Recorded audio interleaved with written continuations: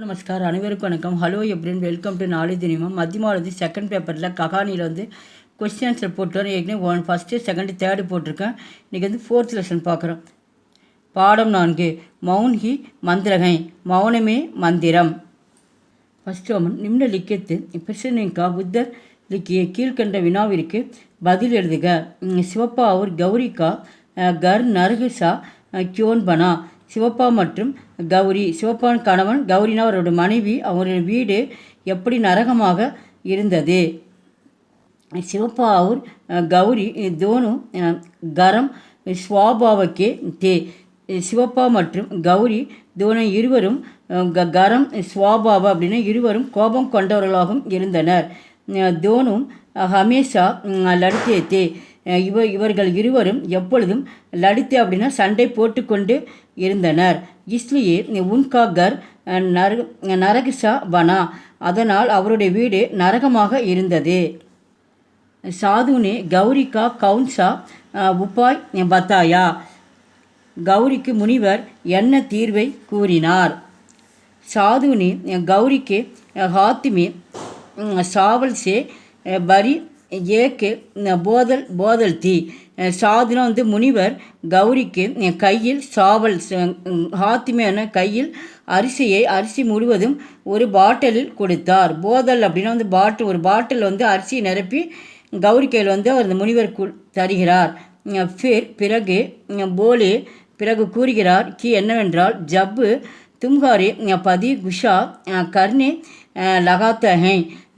தும்காரி உன்னுடைய பதின உன்னுடைய கணவர் கோபமாக பேசினால் கூட அப்பொழுது இன் சாவல்கி தோனோங்கி முகுமே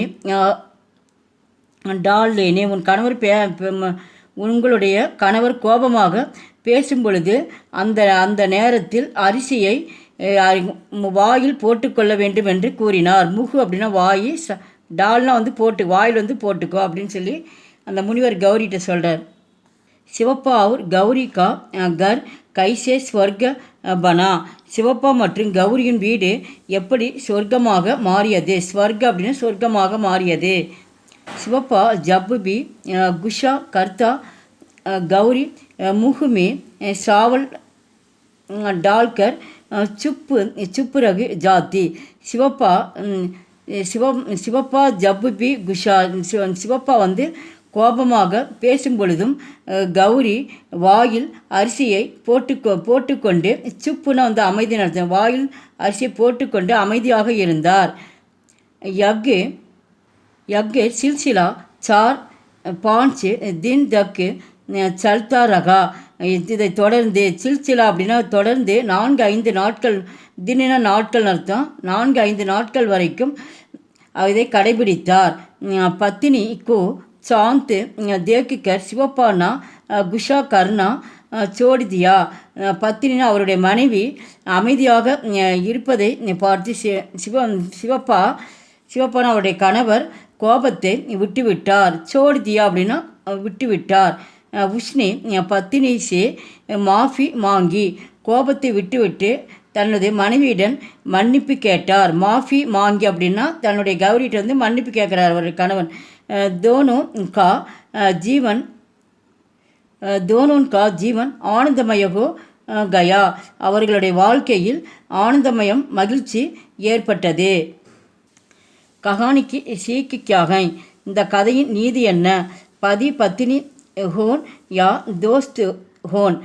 கணவன் மனைவியாக இருந்தாலும் சரி அல்லது நண்பர்களாக, தோஸ்த் அப்படி நண்பர்களாக இருந்தாலும் சரி, தோ மே சே ஏக் மௌன் ரகத்தேகை. அவர்களில் தோமே அப்படி இருவரில் ஒருவர் மௌனமாக இருந்தால் ஜகடா நகி ஹோத்தா. அவர்கள் ஜகடா நகின சண்டை வராது. யகி கஹானிக்கு சீக்கிகை. இந்த கதையினுடைய நீதியாகும். சுக்கி ஜீவன் ஜீனேகா உபாயகை. மகிழ்ச்சியான வாழ்க்கை வாழ இது ஒரு சிறந்த வழியாக இருக்கிறது. எங்கள் வீடியோக்கு லைக் பண்ணுங்கள், ஷேர் பண்ணுங்கள். எங்கள் சேனலுக்கு முதல் முறையாக வந்தால் மறக்காமல் சப்ஸ்கிரைப் பண்ணுங்கள். நன்றி, தன்யவாத்.